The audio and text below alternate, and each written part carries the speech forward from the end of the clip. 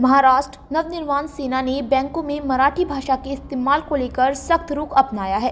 मनसे के कार्यकर्ताओं ने आज एसबीआई और कोटक बैंक के प्रबंधकों से मुलाकात कर मराठी भाषा में बोर्ड लगाने, मराठी कर्मचारियों की नियुक्ति करने और यदि कोई बाहरी कर्मचारी है तो उसे 1 महीने के भीतर मराठी बोलने में सक्षम होने की मांग की है। मनसे से स्पष्ट है कि यदि 1 महीने के भीतर इन मांगों को पूरा नहीं किया गया तो बैंकों के खिलाफ मनसे अपने स्टाइल में काम करेगी। मनसे के कार्यकर्ताओं ने कहा कि महाराष्ट्र में मराठी भाषा का सम्मान सर्वोपरि है और बैंकों को स्थानीय भाषा का महत्व समझना चाहिए। इस मौके पर मनसे कार्यकर्ताओं ने कहा कि महाराष्ट्र में मराठी भाषा की उपेक्षा सहन नहीं की जाएगी।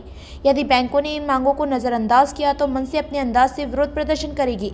इस मौके पर जिला अध्यक्ष बंडू देशमुख, शहर प्रमुख संजय घुगे, कल्पेश माने, रवि पाल, मुकेश सेठ पलानी, वैभव कुलकर्णी, सचिन बैंडके सहित तमाम कार्यकर्ता मौजूद रहे। मराठी सम्राट राजसाहेब ठाकरे यांचा महाराष्ट्र नवनिर्माण सेनेचा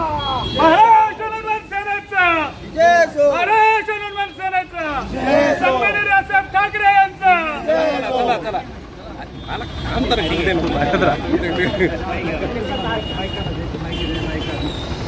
चला चला मध्ये चला महाराष्ट्र ठाकरे यांचा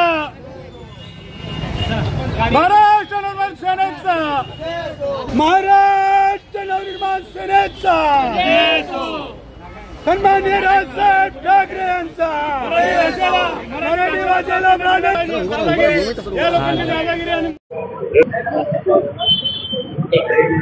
देशमुख साहेब, उल्हासनगरच्या स्टेट बँकेत आपण आला होता, निवेदन दिलं आणि आपल्या कार्यकर्त्यांनी फलक देखील या ठिकाणचे इंग्रजी भाषेतले पाठवले। काय नेमकी मागणी?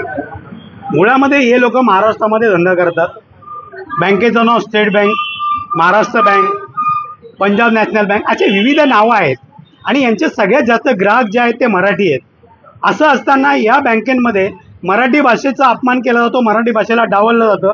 सन्माननीय राजसाहेबांनी गुढीपाडव्याच्या मेळाव्यामध्ये सांगितलं होतं की तुम्ही तुमच्या बँकांचे बोर्ड बदला, ते मराठीत लावा आणि तुमच्या बँकांमध्ये जे काही कर्मचारी काम करतात त्या कर्मचाऱ्यांना मराठी भाषा आली पाहिजे।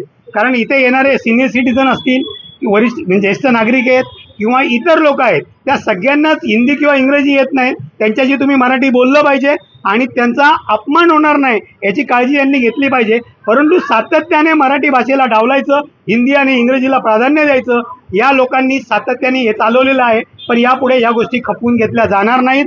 आम्ही स्टेट बँकेला 1 महिन्याचा वेळ दिलाय की या सर्व कर्मचाऱ्यांनी 1 महिन्यामध्ये मराठी शिकावी आणि मराठीत बोलावं। जर 1 महिन्यानंतर यांच्या बँकेमध्ये आम्हाला मराठी भाषा दिसली नाही किंवा मराठीला प्राधान्य दिसलं नाही तर राजसाहेबांनी जसं सांगितलं कानाखाली आवाज काढा, तसा आवाज कानाखाली काढला जाईल।